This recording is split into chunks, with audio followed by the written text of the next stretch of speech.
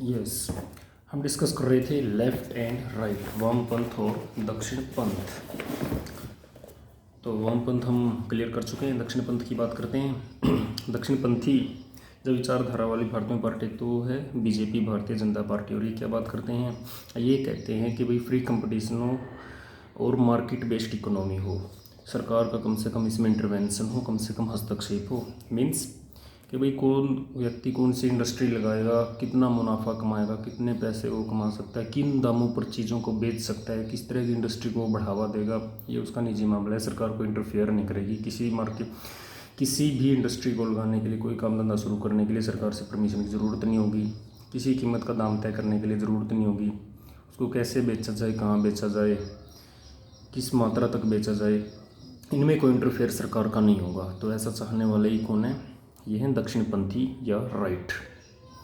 इसके साथ साथ ये जो राइट हैं, जो दक्षिण पंथ है, इसका ये भी मानना है कि भाई प्राचीन जो परंपराएं हैं, संस्कृति है, सभ्यता है, उसका भी संरक्षण किया जाए, उसका भी बचाव किया जाए, उसको भी हमने किसी भी कीमत पर खोना नहीं है। दूसरा, ये भी CPI-CPIM की तरह से व्यवस्था में परिवर्तन चाहते हैं, बट ये क्रमिक तरीके से, संवैधानिक तरीके से व्यवस्था को बदलना चाहते हैं। ये क्रांति के फेवर में नहीं है, रातों रात बदलाव के फेवर में नहीं है। तो यहाँ पे हमारा मीनिंग क्लियर हुआ वामपंथ और दक्षिण पंथ का। और next point, ideas of development, विकास की संकल्पना है, विकास की अवधारणा, विकास के आयाम। तो विकास से आप क्या समझते हो?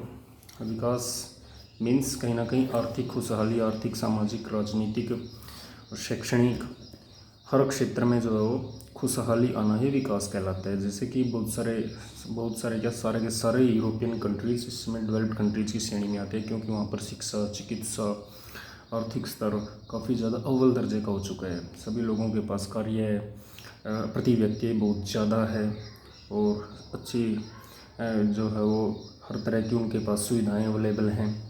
तो इस तरह की व्यवस्था जब हो जाती है तो वही तो क्या कहलाता है, डेवलपमेंट या विकास। एशिया के देश हैं जो इसकी ओर बढ़ रहे हैं, वो डेवलपिंग हैं। बात करें हम अफ्रीका महाद्वीप की, जिसे अंधा महाद्वीप भी कहते हैं, तो वहाँ पर अभी जो पिछड़े हुए देश हैं वो डेवलपमेंट से बहुत ज़्यादा दूर हैं। शिक्षा, चिकित्सा या नई टेक्नोलॉजी से वो पूरी तरह से उनमें इतनी अच्छी प्रोग्रेस उनकी नहीं हुई है, तो अंडर डेवलप हैं। मीन्स वो पिछड़ी हुई अर्थव्यवस्थाएँ हैं, पिछड़े हुए देश हैं अभी भी। तो डेवलपमेंट कैसे किया जाए, आर्थिक खुशहाली, आर्थिक, राजनीतिक, सामाजिक खुशहाली कैसे लाई जाए? At the time of independence India had before it 2 models of modern development. Bharat के पास आज़ादी के समय 2 मॉडल थे जिनसे वो अपना विकास कर सकता था। The liberal capitalist model, liberal उदारवादी पूंजीवादी मॉडल। उदारवादी पूंजीवादी का मतलब क्या होता है? देखो, पूंजीवादी का मतलब होता है कि भाई ज़्यादातर इंडस्ट्री प्राइवेट कर दी जाए, प्राइवेट हाथों में सौंप दी जाए, हॉस्पिटल्स पर, स्कूल, इंडस्ट्री, ज़मीन, मैक्सिमम चीज़ें प्राइवेट हों। ये मॉडल होता है एक तो, as in much of Europe and the US and, जो जिसको अपनाया था यूरोप ने और यूनाइटेड स्टेट अमेरिका ने। अमेरिका और यूरोप के मैक्सिमम देशों ने, सभी देशों ने लगभग यही मॉडल अपनाया था, कैपिटलिस्ट मॉडल।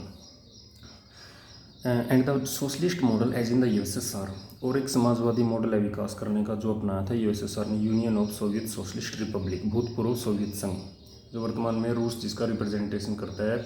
उसमें से 15 देश 1991 में टूट चुके थे, तो उस समय सारे के सारे इकट्ठे हुआ करते थे। तो समाजवादी मॉडल विकास करने का USSR ने बनाया था। समाजवादी मॉडल का मतलब यही है कि देखो, जिसके भी वर्ड के पीछे, जैसे socialist IST, capitalist IST word add हो जाए, या हिंदी में पूंजीवाद या समाजवाद वाद वर्ड ऐड हो जाए, पूंजीवाद या पूंजीवादी या दूसरा समाजवाद, तो इनका मतलब होता है पहले वाले शब्द का महत्व। वाद शब्द जिसके भी आगे ऐड हो जाएगा ना, तो पहले वाले शब्द की इम्पोर्टेंस, पहले वाले शब्द का प्रभाव, पहले वाले शब्द के को देखते हुए कार्य का होना, यही होता है इनका अर्थ। जैसे गांधीवाद मीन्स गांधी को महत्व, गांधी के विचारों का महत्व। जातिवाद, जाति को ज़्यादा महत्व देना। अपराधवाद, अपराधियों का महत्व, अपराधियों का प्रभाव, अपराधियों का बोलबाला। तो वाद शब्द या IST शब्द जिसके भी पीछे ऐड होगा, इसका मतलब पहले वाले शब्द का ज़रूरत से ज़्यादा प्रभाव।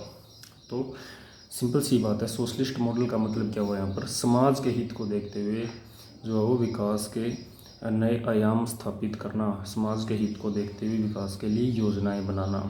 मीन्स कहीं ना कहीं सारी की सारी चीज़ों को, मैक्सिमम चीज़ों को सरकारी रखना, क्योंकि समाज की तो चीज़ें वही हैं जो सरकारी हैं, सार्वजनिक चीज़ें तो वही हैं ना, प्राइवेट चीज़ें तो फिर होंगी तो पूंजीवाद में आ जाएगी।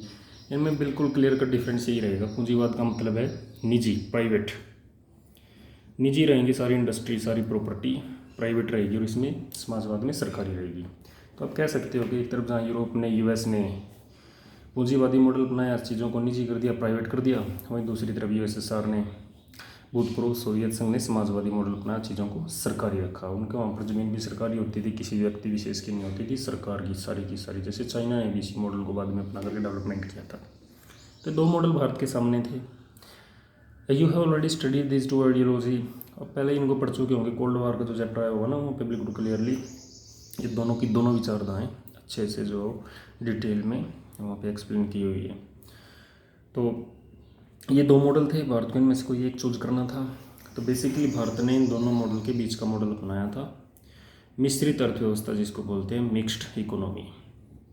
मीन्स भारत में आप देख रहे हो पूंजी चीज़ें सरकारी भी हैं और प्राइवेट भी हैं, प्राइवेट और सरकारी दोनों तरह की चीज़ें अपनाए। आप देख ही रहे हो ना, स्कूल प्राइवेट भी हैं, सरकारी भी हैं, आप जिसमें पढ़ रहे हो वो सरकारी है, साथ में एडीपीएस है, दूसरे तरह के और स्कूल हैं, डीएवी के स्कूल हैं, खैर वो थोड़ा सा लिमिटेड है, लेकिन उनके अलावा भी और दूसरे पब्लिक स्कूल हैं, तो प्राइवेट भी हैं। ऐसे ही हॉस्पिटल, सरकारी हॉस्पिटल भी, प्राइवेट हॉस्पिटल भी, ट्रांसपोर्ट में भी ऐसे ही है, प्राइवेट एयरलाइन भी है, गवर्नमेंट एयरलाइन भी है। दूसरी तरफ प्राइवेट बसेज से भी सफ़र कर सकते हो और गवर्नमेंट से भी कर सकते हो। तीसरा रेलवे है, उसको अभी तक तो सरकारी था, कर दिया जाएगा धीरे धीरे से, उसको भी ट्रिपल पी मॉडल पर वो कर रहे हैं, पब्लिक प्राइवेट पार्टनरशिप, तो लिमिटेड सा बना दिया जाएगा उसको। तो इस तरह से, क्योंकि सरकारी चीज़ें ज़्यादा सा मुनाफे का सौदा नहीं रही हैं, इसलिए प्राइवेट की ओर भागा जा रहा है। तो नेक्स्ट पॉइंट हम करते हैं प्लानिंग।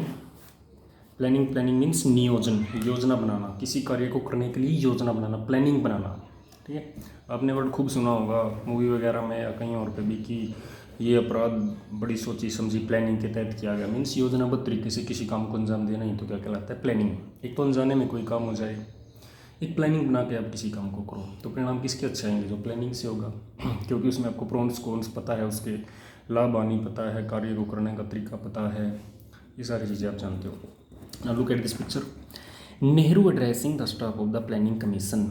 जवाहरलाल नेहरू है, ये प्लानिंग कमीशन के स्टाफ को एड्रेस कर रहे हैं, संबोधित कर रहे हैं। अब ये प्लानिंग कमीशन क्या था, प्लानिंग बनाने के लिए एक कमीशन बनाया गया, एक आयोग बनाया गया, एक कमीशन। जैसे हमने राज्यों का गठन करने के लिए एक आयोग बनाया था ना, राज्य पुनर्गठन आयोग, ऐसे ही देश में योजना बनाने के लिए, प्लानिंग बनाने के लिए एक आयोग बनाया गया, और ये उस आयोग के सदस्य हैं।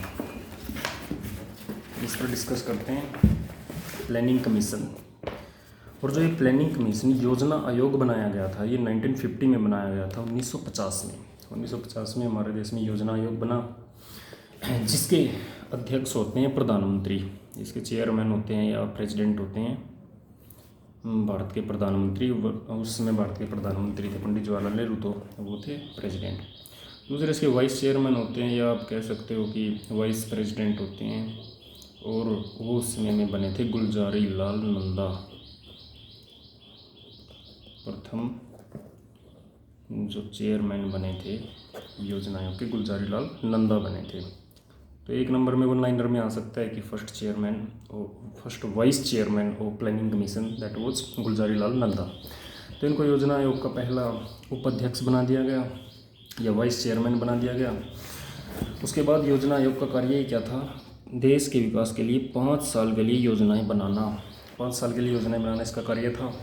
और इसने काम शुरू कर दिया था योजना बनाने का। पहली योजना बनाई गई थी 1951 में, 1951 से 5 साल तक बनी, तो 1956 तक, दूसरी बनी 56 के बाद 61 तक। इस तरह से योजनाएं बनाता चला गया, और कुल मिलाकर के 2012 से 17 तक इसने देश में 12 योजनाएं बना डाली। तो ये 12वीं पंचवर्षीय योजना थी जो 2012 से 17 तक कंप्लीट हुई। तो कुल योजना आयोग के द्वारा योजनाएं बनाई गई 12, जिनमें से कंप्लीट हुई 12 योजनाएं बनाई गई।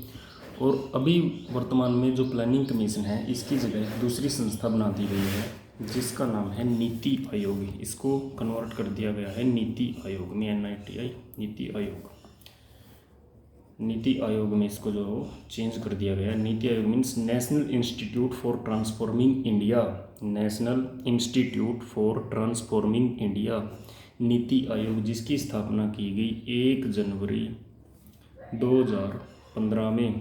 अब योजना आयोग जैसी कोई संस्था नहीं रही है, अब इसकी जगह ले लिए नीति आयोग ने। मीन्स जो काम योजना आयोग का था देश के विकास के लिए योजना बनाने का, वो संभाली किसने लिए? नीति आयोग ने। योजना आयोग नीति बनाता था, जैसे हमने डिस्कस किया 5 साल के लिए, लेकिन नीति आयोग क्या करेगा? 15 साल के लिए काम करेगा, 15 साल के लिए नीतियाँ बनाएगा, लेकिन उनका 3-3 साल में इवैल्यूएशन करेगा। और जैसे योजना आयोग के भी चेयरमैन हुआ करते थे, अध्यक्ष होते थे प्रधानमंत्री, ऐसे नीति आयोग के भी अध्यक्ष होंगे प्रधानमंत्री।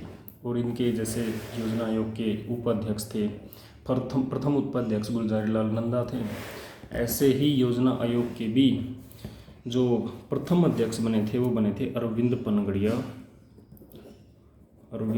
पनगड़िया। ये थे प्रथम अध्यक्ष of NITI Aayog, first vice chairman. अध्यक्ष प्रधानमंत्री होता है। और वर्तमान में जो योजना नीति आयोग के वाइस चेयरमैन हैं उनका नाम है राजीव कुमार। तो ये दोनों ही आपसे पूछे जा सकते हैं एग्जाम में कि वर्तमान में नीति आयोग के उपाध्यक्ष कौन हैं? आंसर दोगे राजीव कुमार। और प्रथम कौन थे? 2015 में जब ये नीति आयोग बना तो तब नीति आयोग के उपाध्यक्ष कौन थे? तो आंसर दोगे अरविंद पनगड़िया। क्लियर? इस तरह से दोगे, ये इनके कार्य हुए और बाकी हम डिस्कस करेंगे। और एक और था योजना आयोग के साथ साथ एक था राष्ट्रीय विकास परिषद, नेशनल डेवलपमेंट काउंसिल, NDC, राष्ट्रीय नेशनल डेवलपमेंट काउंसिल, राष्ट्रीय विकास परिषद। NDC की स्थापना हुई थी 1952 में। इसका भी कार्य योजना आयोग के साथ सहयोग करना था, उसके साथ प्लानिंग के कार्यों में भाग लेना था। अब ये भी जा करके मर्जर कर दिया गया है नीति आयोग में भी। तो नीति आयोग में योजना आयोग, प्लानिंग कमीशन और NDC, नेशनल डेवलपमेंट काउंसिल, दोनों का ही मर्जर हो चुका है, दोनों का विलय हो चुका है। दोनों का कार्य संभालता ही कौन है? नीति आयोग। तो इस तरह से योजना आयोग का कार्य ले लिया नीति आयोग ने। और योजना आयोग जो हमने योजना बनाने का कार्य शुरू किया था, ये किससे प्रभावित होकर के किया था? तो ये प्रभावित हुए थे हम USSR से। ये जो हमने मॉडल अपनाया कि योजना बना करके हम अपने देश का डेवलपमेंट करेंगे, ऐसा USSR में हुआ करता था, union of Soviet socialist Republic, भूतपूर्व सोवियत संघ। तो वहीं से हमने ये कंसेप्ट ली है। इसके बाद हम नेक्स्ट बात करेंगे हम 5 ईयर प्लान की, फर्स्ट और सेकंड, और रिमेनिंग पार्ट नेक्स्ट वीडियो में करते हैं। Okay, thank you.